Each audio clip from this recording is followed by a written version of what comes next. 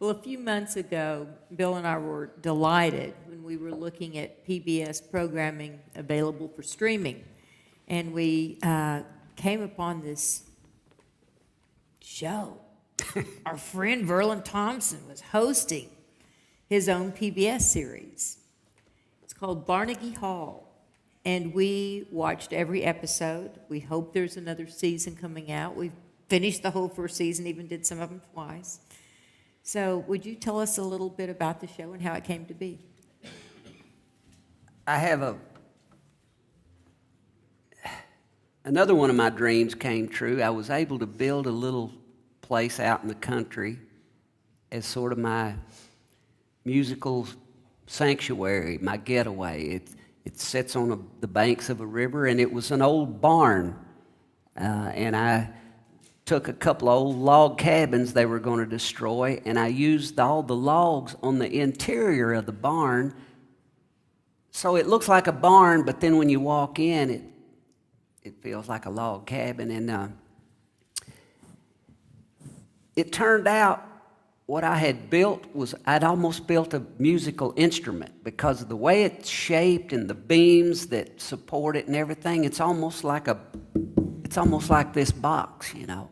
It's like you're walking into the body of an instrument, and it resonates, and it's such a great place for music. And so I had all these picking parties, and people would come out. And one night, somebody said, "Man, this is like Barnegie Hall." And so later I wrote a song called Barnegie Hall about the place. And then one night, my wife, she said, we should film some of those get-togethers, have some of your friends that I'd been writing songs with for 40 years, have them just stop by and let's film it, and we'll call it Barnegie Hall and see what happens. And that's what we did, and that's what it is. It's just my friends. I happen to be one of the luckiest guys in the world to know so many Grammy-winning ¡1 Hall of Fame songwriters that I could just call up and they just pop in, and we do what we're doing here and pick and sing a little and wrap it up, and PBS picked it up. It's like in 75 markets on the air, and then it's available for streaming all over the country, and it's been fun. It's amazing. Well, watching you interview, and I told you earlier that I felt a little intimidated being the interviewer because you're so good on those shows. But one of the things that we noticed is there are times when you're listening to those songs and you're very deeply moved. Oh.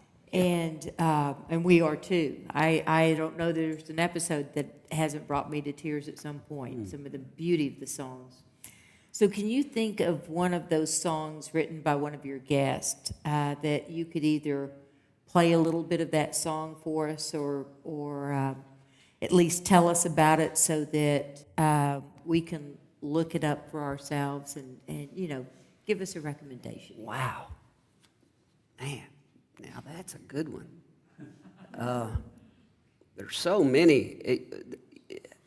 And I was moved at it. Every episode had something that was...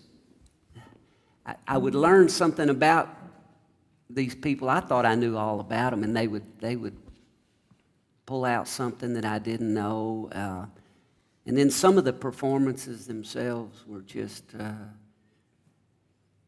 You gotta understand these people. It wasn't. I think the reason the show works really well is because they're with a fellow. They're with a classmate, a brother, a sister. We grew up. All of us grew up in that town doing all that, doing it together, and we. Most of them I've written songs with, even the ones I didn't write with, we still share that bond of we know what it takes and what it's like to have survived as a songwriter in Nashville, Tennessee. You know, I'd have a hard time picking one. The one that comes to mind that I love so much, I love it so much that I had it played at my wedding. Really? I had the melody. My friend Sean Camp and Guy Clark wrote this tune, and it's called Magnolia Wind. And it's just got this beautiful melody. And so I had Sean hidden in the woods with his fiddle. And we got married out at the barn house. And so when we come walking around the corner of the barn, to walk up and stand in front of the preacher, this fiddle music just come rising up out of the woods.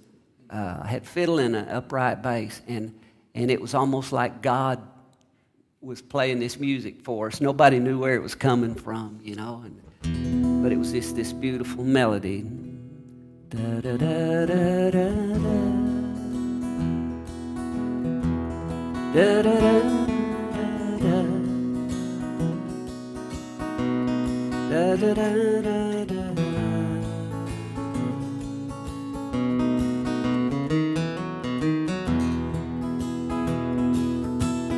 The words go, I'd rather sleep in a box like a bum on the street than a fine feather bed without your little old cold feet. I'd rather be deaf, dumb and stone blind,